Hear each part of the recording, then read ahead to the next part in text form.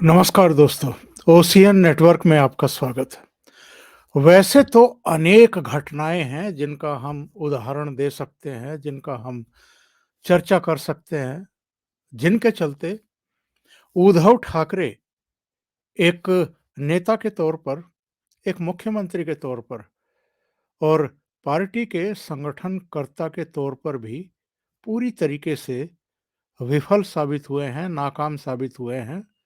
अपनी ही पार्टी के विधायकों और मेंबर ऑफ पार्लियामेंट और अब तो पदाधिकारियों के द्वारा भी एक तरीके से नकारे गए हैं, ठुकराए गए हैं।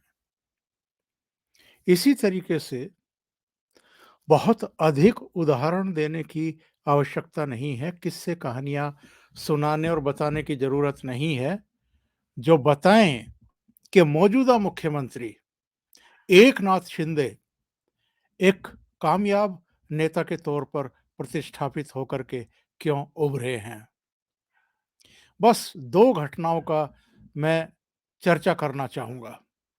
एक घटना घटी है जो इस समय मराठी मीडिया की सुर्खियाँ बनी हुई हैं। वो है मुख्यमंत्री एकनाथ शिंदे द्वारा नेता प्रतिपक्ष अजित पवार और दिलीप वलसे पाटिल के लिए सरकारी विमान उपलब्ध कराना।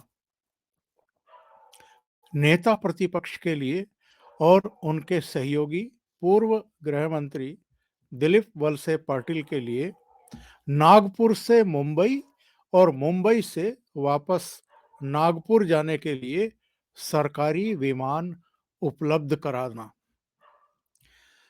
यह घटना कितनी अहम है, आप इससे अंदाजा लगाइए कि मीडिया में तमाम तरह के कयास इस घटना के बाद लगने शुरू हो चुके हैं। पूरा किस्सा क्या है ये तो मैं आपको जरा ठहर करके बताऊंगा, लेकिन एक इसी तरह की घटना फरवरी 2021 में भी हुई थी। गवर्नर भगत सिंह कोश्यारी साहब को मसूरी के एक जरूरी कार्यक्रम में भाग लेने के लिए जाना था। राजभवन ने स्टेट गवर्नमेंट को 9 दिन पहले चिट्ठी लिख दी थी, बता दिया था कि भगत सिंह कोश्यारी साहब मसूरी जाएंगे, उनको स्टेट प्लेन चाहिए। 9 दिन तक राज्य सरकार चुप्पी साधे रही, कोई जवाब नहीं दिया और जिस दिन उनको जाना था वो मुंबई एयरपोर्ट पहुंच गए थे, विमान में बैठ गए थे। जब आधा घंटा तक भी उस विमान को उड़ान भरने की इजाजत नहीं मिली, तब पूछताछ शुरू हुई। पता चला कि स्टेट गवर्नमेंट ने उस विमान में राज्यपाल भगत सिंह कोश्यारी को उड़ान भरने की अनुमति प्रदान ही नहीं की है।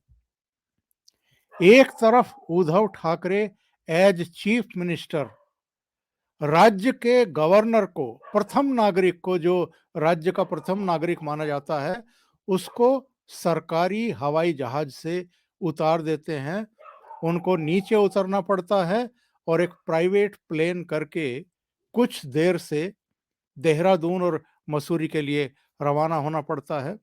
दूसरी तरफ मौजूदा मुख्यमंत्री एकनाथ शिंदे हैं, जो नागपुर से मुंबई जाने के लिए नेता प्रतिपक्ष अजित पवार को और पूर्व गृह मंत्री दिलीप वलसे पाटिल को सरकारी विमान उपलब्ध करा देते हैं। किस लिए जा रहे थे वो, ये जानकर के आपको और भी आश्चर्य होगा। अनिल देशमुख, पूर्व गृह मंत्री, जो पिछले करीब करीब 13 महीने से मुंबई की आर्थर रोड जेल में बंद थे, जिनको ईडी ने गिरफ्तार किया था और उसके बाद कोर्ट ने उनको आर्थर रोड जेल भेज दिया था। मामला क्या था ये सब आप जानते हैं, मुझे दोहराने की जरूरत नहीं है। वो 28 दिसंबर को जेल से रिहा होने वाले थे क्योंकि उनकी जमानत मंजूर हो गई थी। सीबीआई वाले केस में जमानत मंजूर हो गई थी, ईडी में तो पहले ही हो गई थी। अजित पवार और दिलीप वलसे पाटिल उनको मिलने के लिए मुंबई जाने वाले थे। उनका जो नियमित उड़ान थी उसमें टिकट बुक था, सारी चीजें थी, लेकिन बीएससी की मीटिंग थी जो पूर्व निर्धारित थी।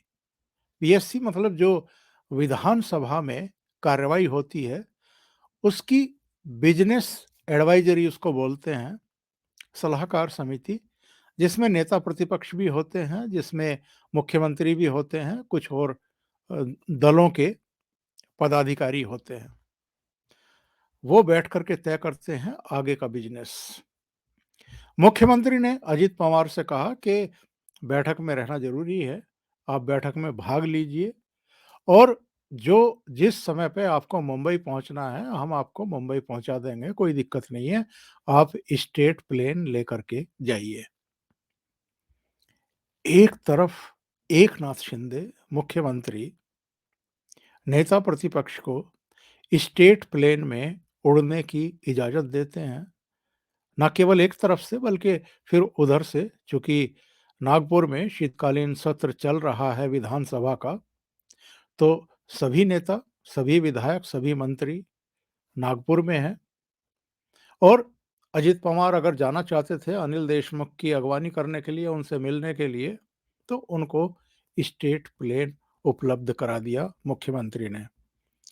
एकनाथ शिंदे की उदारता का, सहयोग का, आपसी समन्वय का, संवाद का, इससे बेहतर उदाहरण कोई हो नहीं सकता है।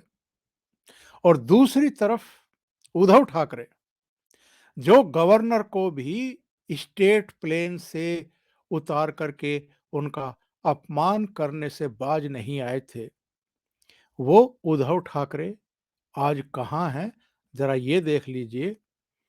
और जो एकनाथ शिंदे मुख्यमंत्री बनने के बाद भी जमीन पर हैं, अपने पैर जमीन पर रखे हुए हैं, उनका नेता प्रतिपक्ष की निगाहों में इस घटना से कितना सम्मान बढ़ा होगा और आगे सदन में भी और सदन के बाहर भी दोनों के बीच में किस तरह का कोऑपरेशन होगा, इसका बस आप अंदाजा लगाइए। इसके अलावा एकनाथ शिंदे के इस उदार मना फैसले की पूरे महाराष्ट्र में और महाराष्ट्र के बाहर भी जहां जहां ये खबर जा रही है, वहां कितनी इज्जत बढ़ी होगी, कितना सम्मान बढ़ा होगा। और सिर्फ इस एक घटना से ही उन्होंने कितने लोगों के और समर्थन जुटा लिए होंगे, सद्भावना जुटा ली होंगी, इसका अंदाजा आप और हम लगा नहीं सकते हैं। इस तरह की जो सदाशयता होती है, जो सहयोग होता है, जो सम्मान होता है एक दूसरे का, क्या उद्धव ठाकरे ऐसा सम्मान किसी को देने को तैयार हैं? किसी को मतलब, मैं अगर गवर्नर की बात कर रहा हूं तो गवर्नर को उन्होंने अपना गवर्नर शायद कभी माना ही नहीं। अगर मानते तो उस तरह का व्यवहार उनके साथ नहीं करते जैसा विमान से उतार करके किया गया था।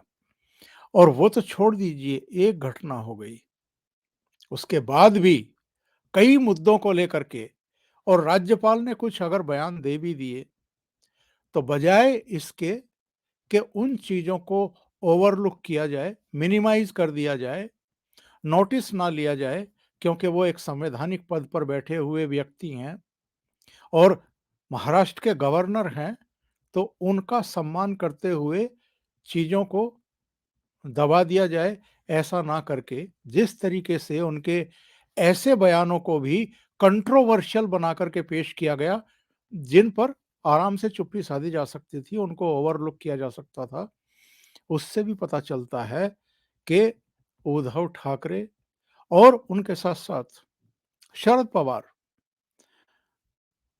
भाई अजीत पवार जिनको स्टेट प्लेन दिया है मुख्यमंत्री ने, वो शरद पवार के ही भतीजे हैं। राज्य के उप मुख्यमंत्री रह चुके, 2 बार रह चुके। जून तक भी उप मुख्यमंत्री थे। शरद पवार भी कई बार राज्यपाल के बारे में बहुत अशोभनीय टिप्पणियां कर चुके हैं। और उद्धव ठाकरे ने तो पिछले दिनों यहां तक कह दिया कि जिस तरह के लोगों को, वृद्धों को वृद्ध आश्रम में भी नहीं भेजा जा सकता, ऐसे लोगों को मोदी सरकार ने गवर्नर लगा रखा है।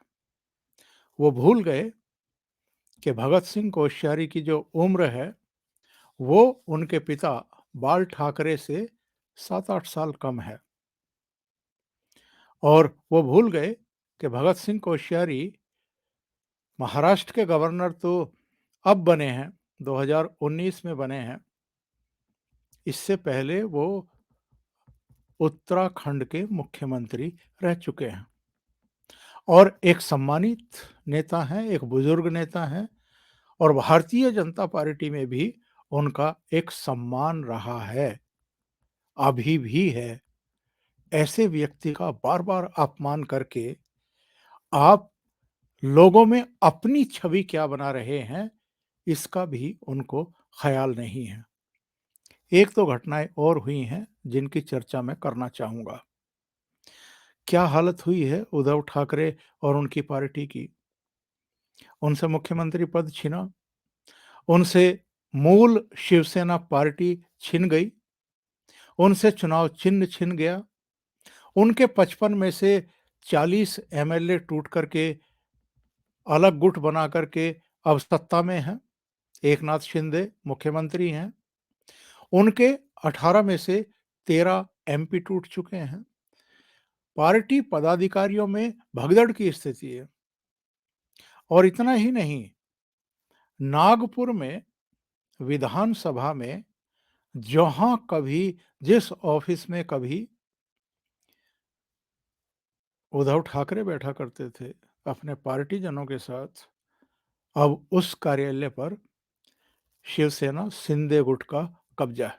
इसी तरीके से मुंबई में बीएमसी में जो शिवसेना का दफ्तर हुआ करता था, उस पर अब एकनाथ शिंदे गुट का हो चुका है।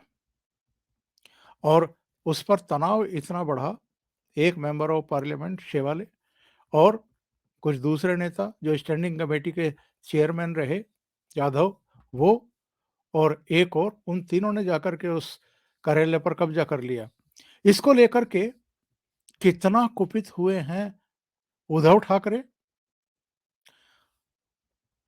विधान परिषद की जो उपसभापति हैं, उनके दफ्तर में जो दीपक केसरकर, शुरू में एकनाथ शिंदे की पार्टी के गुट के प्रवक्ता रहे और अब कैबिनेट मंत्री हैं, वो सामने पड़ गए उद्धव ठाकरे के। और उद्धव ठाकरे ने उनको कहना शुरू कर दिया, मतलब उन्हीं पर भड़ास निकालनी शुरू कर दी। हमने आप लोगों को क्या नहीं दिया है, फिर भी आप लोग हमसे हर चीज छीनने में क्यों लगे हुए हैं, हमारे खिलाफ आप लोग जांच बैठा रहे हैं। मतलब वो आपा खोने की स्थिति में पहुंच गए हैं। अरे भाई, आप अगर बाल साहब ठाकरे के राजनीतिक विरासत के दावेदार अपने आप को कहते हैं, मानते हैं, अगर आप राज्य के मुख्यमंत्री भी रह चुके हैं कांग्रेस और एनसीपी के सहयोग से, तो आपका एक स्ट्रेचर है, आपका एक स्टेटस है। उस स्टेटस को, अपने सम्मान को कम से कम बरकरार रखिए। और भले ही दीपक केसरकर आपकी पार्टी में रहे, मंत्री भी रहे, ऐसे 9 मंत्री इनकी सरकार में ही थे जो टूट करके एकनाथ शिंदे की तरफ चले गए थे। यानी मंत्रियों तक ने इनका साथ छोड़ दिया। तो क्या इनको आत्ममंथन नहीं करना चाहिए कि आपके व्यवहार में, आपके आचरण में, आपके कर्मों में ऐसी क्या कमी है कि लोग आपसे लगातार छिटक रहे हैं, आप लोगों की सहानुभूति खो रहे हैं और भी बहुत कुछ खो रहे हैं। और दूसरी तरफ एकनाथ शिंदे जैसे जमीनी कार्यकर्ता हैं जो इनकी जगह मुख्यमंत्री भी बन चुके हैं और जो विपक्षी दलों के नेता हैं उनके भी दिल जीतने में लगे हुए हैं। अभी के लिए इतना ही। बहुत बहुत धन्यवाद। अगर आपको ये चैनल और इसके कंटेंट पसंद आ रहे हैं तो लाइक करें, कमेंट करें, वीडियो को शेयर भी करें। अभी तक अगर आपने ये चैनल सब्सक्राइब नहीं किया है तो सब्सक्राइब कर लें और साथ में लगे बेल आइकॉन को दबा दें ताकि आगे आने वाले वीडियो और उनके नोटिफिकेशन आप तक पहुंचते रहें। बहुत बहुत धन्यवाद। नमस्कार।